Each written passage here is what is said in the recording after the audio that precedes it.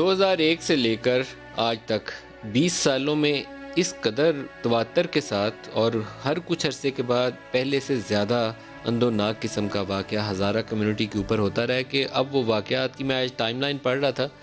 تو 20 سالوں میں جتنے انسیڈنٹس ہیں وہ آپ کا دل دہلا لینے کے لیے ضرورت سے زیادہ ہیں۔ ایک ملک کے اندر اتنے واقعات ایک ہی جگہ پر ایک ہی جیسے ایک ہی کمیونٹی کے اوپر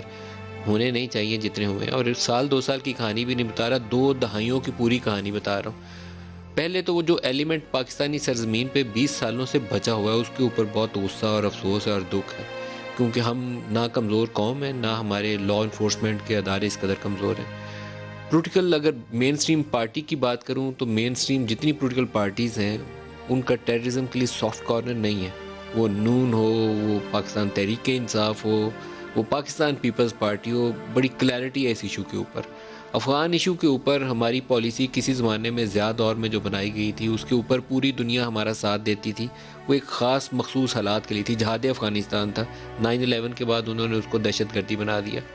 لیکن اس کے باوجود اگر یہ واقعات ہو رہے ہیں تو پھر اس سے زیادہ تکلیف کی بات نہیں ہے۔ بعض فیملیز ایسی ہیں جو اس واقعے کے اندر جن کے میل ممبرز ہی کوئی باقی نہیں بچا، میل ممبرز ہی باقی نہیں بچا، اور وہ 5 بہنیں ہیں، وہ کہتی ہیں کہ ہم بھائیوں کے جنازے اٹھائیں گے، ہم بھانجے کا جنازہ اٹھائیں گے، ہم اپنے باپ کا جنازہ اٹھائیں گے، اور جنازے رکھ کے بیٹھے ہیں۔ ہماری اسٹیٹ کے لیے بہت بڑا چیلنج ہے لمحہ فکریہ، اور یہ 2 4 5 سال کے بعد ایک وزیر اعظم یا وزیر کا چکر لگانا اور ان کے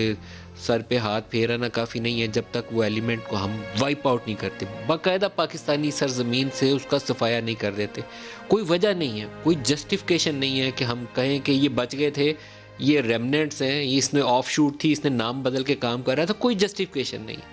کیونکہ ہماری پاورفل آرمی ہے، پاورفل ہماری سیکورٹی کے ادارے ہیں، ان کو باقاعدہ ڈھونڈ کے نکال کے، وہ کامبنگ آپریشن جو ہے نا، کامبنگ آپریشن یہی ہوتا ہے، وہ کام کرتے ہیں، ڈھونڈ نکالتے ہیں، ایک سنگل آدمی کو ڈھونڈ نکالتے ہیں پورے شہروں کے اندر سے۔ یہ ایک گروپ ہے جو کبھی بسوں سے اتارتا ہے، کبھی کول مائنز کے اوپر اٹیک کرتا ہے، کبھی کسی اور شکل میں حملہ آور ہوتا ہے، لیکن اس حملوں کا سلسلہ اب روکنا پڑے گا۔ اس کے علاوہ ہمارے یہاں کوئی اور اس کا استحکام کا سوال نہیں ہے۔ اگر اسی طریقے سے حملے جاری رہے تو بد امنی